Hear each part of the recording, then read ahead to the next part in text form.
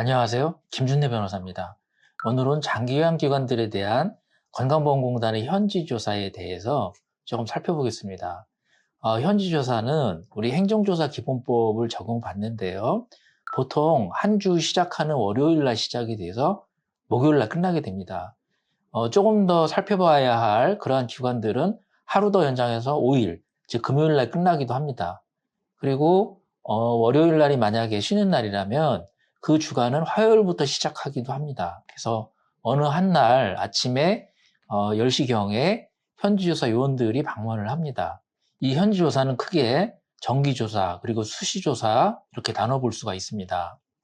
어찌됐건 4일간의 조사를 마치고 마지막 목요일 날은 확인서를 작성하게 됩니다. 근데 이때 작성하는 확인서, 이거는 공단이 그동안 4일간 걸쳐서 조사한 내용을 담은 공단이 작성한 문서인데, 여기에 확인서에 서명을 하게 되면 추후의 분쟁 과정에서 공단에 유리한, 기관에는 불리한 중요한 자료가 됩니다. 현지조사를 마쳤으면 현지조사를 마친 시점부터 1개월 이내에 환수 예정통보서가 옵니다. 환수 예정통보서에는 언제까지 의견 제출서를 제출할 수 있다 라면서 열흘이 안 되는 짧은 기간을 적시해서 공문이 옵니다.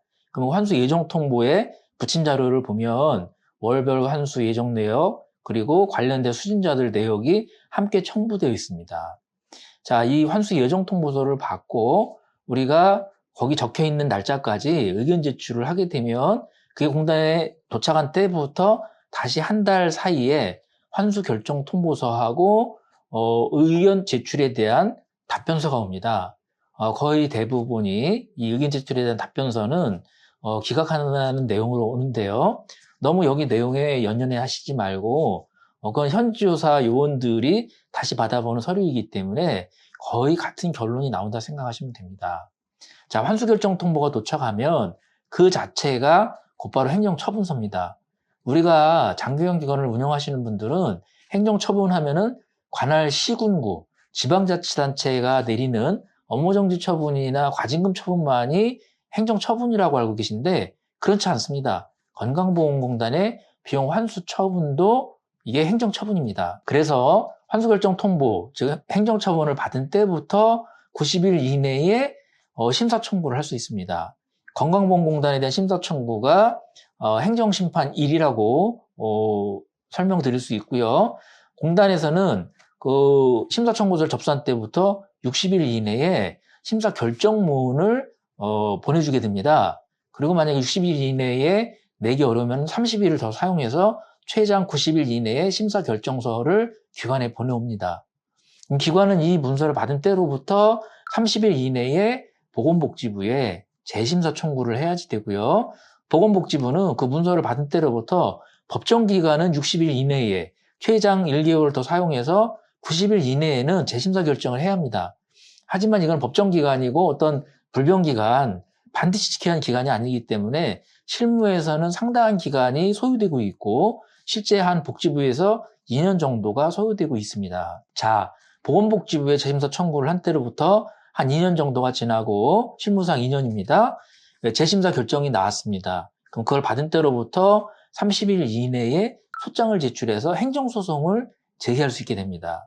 이때 행정소송의 관할은 서울행정법원에 제기를 하거나 아니면은 기관이 소지하고 있는, 이를테면 부산에 있는 기관이라면은 뭐 부산지방법원 행정부, 아니면 대구라면은 대구지방법원 행정부, 이렇게 관할 지방법원 행정부에 소송을 제기할 수도 있습니다. 지금까지 쭉 1년의 공단과의 분쟁 과정을 살펴봤는데요. 공단 말고 사실상 현지조사의 권한은 관할 시군구에 있습니다. 정리를 하면 시군구는 행정조사, 현지조사 권한이 있고 건강보험공단은 행정응원, 쉽게 해서 보조하는 기관이거든요. 실무에서는 건보공단이 중심이 되고 있는 거고요. 그래서 지방자치단체의 주무관님이 첫날 또는 둘째 날 이렇게 조사 반장으로 참석을 합니다. 하지만 장기요양에 대한 전문성은 건강보험공단 직원들한테 있기 때문에 실제로 중심은 건강보험공단 조사 요원들이 중심이 되고 있습니다. 자, 이렇게 지방자치단체도 현지조사를 마치면 2달 안에 현지조사 결과 통보서라는 문서를 보내오고요. 또 그리고 건강보험공단이 환수결정 통보, 이게 건보공단의 행정처분이라고 그랬죠? 요거를 발송하는 그 무렵부터 해서 이제 업무정지 처분 절차를 밟기 시작합니다. 즉 청문을 하겠다 이러면서 관련된 문서를 보내옵니다. 그럼 이에 대한 의견제 취소를 제출해야 되고요. 지방자치단체는 업무정지를 함에 있어서 건보공단의 어떤 비용과 연동을 해서 업무정지를 산정하기 때문에 건보공단의 어떤 분쟁을 유심히 지켜보고 있습니다. 따라서 건보공단하고 다투는 한에 있어서는 지방자치단체는 업무정지 처분을 쉽사리 내리지는 않습니다.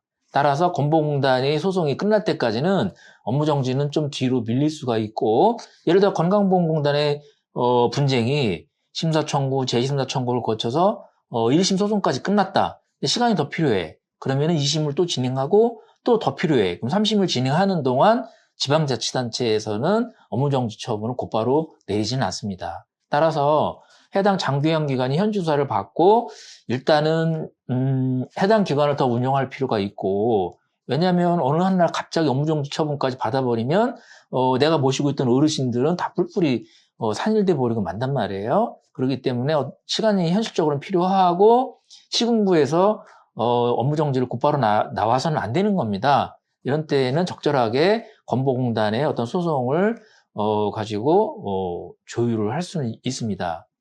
자, 지금까지 오늘은 현지조사에서부터 이에 대한 대응, 구체적인 분쟁 대응 방법에 대해서 살펴봤는데요.